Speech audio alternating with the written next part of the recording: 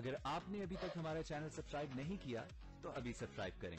اور bell icon کو click کر کے ہماری لیٹسٹ ویڈیوز کے بارے میں اپڈیٹ۔ السلام علیکم، ہمارے چینل میں خوش آمدید۔ تیرا غم اور ہم ڈرامے کا اگلے ایپیسوڈ کا پرومو آ چکا ہے،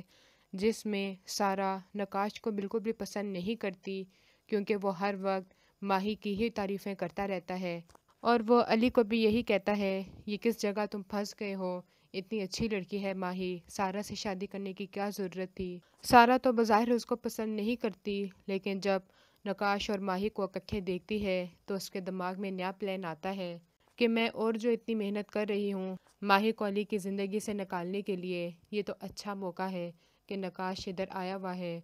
اور وہ علی کے دل میں آہستہ آہستہ یہ بات ڈالنے کی کوشش کر دیتی ہے۔ نقاش ایک غیر لڑکا ہے، لیکن ماہی کو اس کے ساتھ اتنا ہنس گل کے باتیں نہیں کرنی چاہیے ہیں۔ سب سے پہلے یہ باتیں سارا کی ماں شروع کرتی ہے۔ علی بھی، جو کہ پہلے ان دونوں کو نوٹس نہیں کرتا تھا، لیکن سارا کی باتوں میں آ کر وہ یہ نوٹس کرنا شروع کر دیتا ہے، ماہی سے بات بات پہ لڑنا شروع کر دیتا ہے اور اپنے دوست سے بھی یہی کہتا ہے تمہارا کام یہاں پہ نہیں ہے، اگر ہے بھی تو تمہیں چاہیے ہے کسی ہاسٹل میں رہو، کیونکہ ہماری لائف میں کچھ پرائیویسی ہوتی ہے، ہم وہ نہیں چاہتے کہ ڈسٹرب ہو۔ نقاش وہ آہستہ آہستہ ماہی کو پسند کرنا شروع ہو جاتا ہے، لیکن جب اسے یہ پتہ چلتا ہے کہ وہ اس کی بھابھی ہے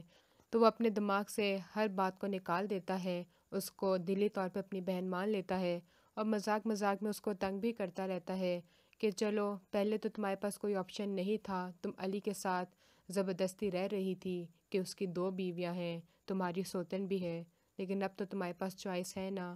میں تم سے شادی کرنے کے لیے تیار ہوں۔ لیکن جب ماہی اس پہ غصہ کرتی ہے تو آگے سے کہتا ہے میں مذاق کر رہا تھا، لیکن ماہی علی کا رویہ جان چکی ہوتی ہے، وہ خود بھی نقاش کو کہہ دیتی ہے بے شک تم بہت ہی اچھے دوست ہو ہمارے، لیکن بہتر یہی ہے تم ایسی باتیں نہ کیا کرو کیونکہ مجھے اچھا نہیں لگتا اور نہ ہی علی کو اچھا لگتا ہے۔ اگلی ویڈیو تک کے لیے اللہ حافظ۔